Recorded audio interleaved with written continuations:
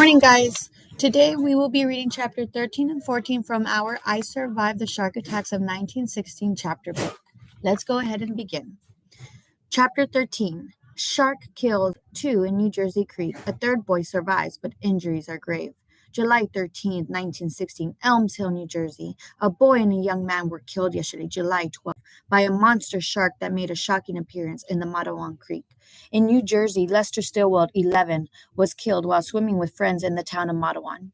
Minutes later, Stanley Fisher, 24, was killed as he bravely attempted to rescue young Lester.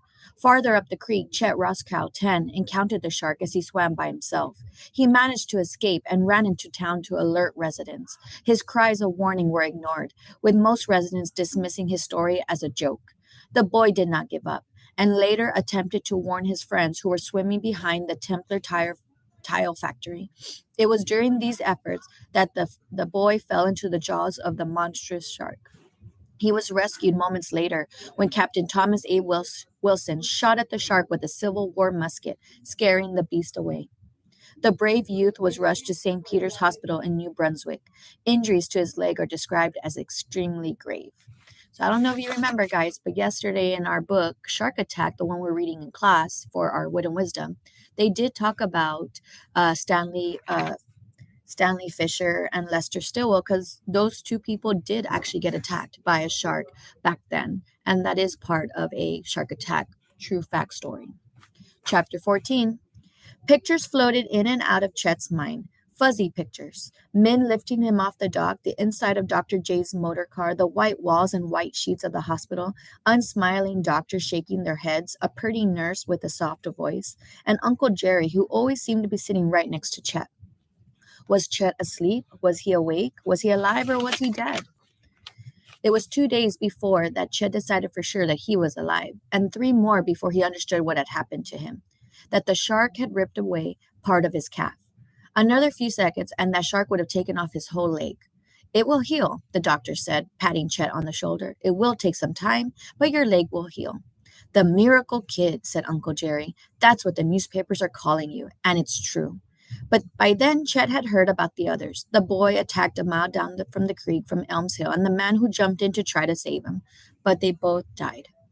Chet's room was filled with flowers and cards from people all over the country, but none of it mattered to him. His leg hurt worse than it had when the shark was biting him. The medicine they gave him made him feel sick and woozy. He wanted Mama and Papa, but their train was still making its way across the country. Every time Chet fell asleep, he woke up suddenly, shaking with fear, his bed soaked with wet sweat.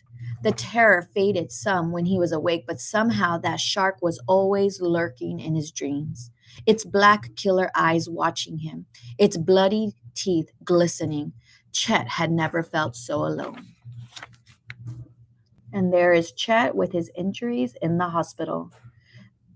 The shark attack has really scared him, and now he's having nightmares about the accident or the event that he's just gone through. All right, guys, we only have one more chapter, and I will be doing that one tomorrow. If you have skipped a couple of chapters, or if you need some of the chapters, I do have them in my class. I do have some copies, but you can go ahead and find some of our chapters on my YouTube channel so you can catch up on anything that you missed. I also posted the book that we are reading in class, Shark Attack by Kathy Dubowski, in case you were absent. So please go ahead and take a look at my YouTube channel videos. Also, please go back to my team's channel. I did post some really cool videos of Rodney Fox and some other scientists who love swimming with sharks and studying them. All right, guys, I'll see you in class. Bye. Have a good day.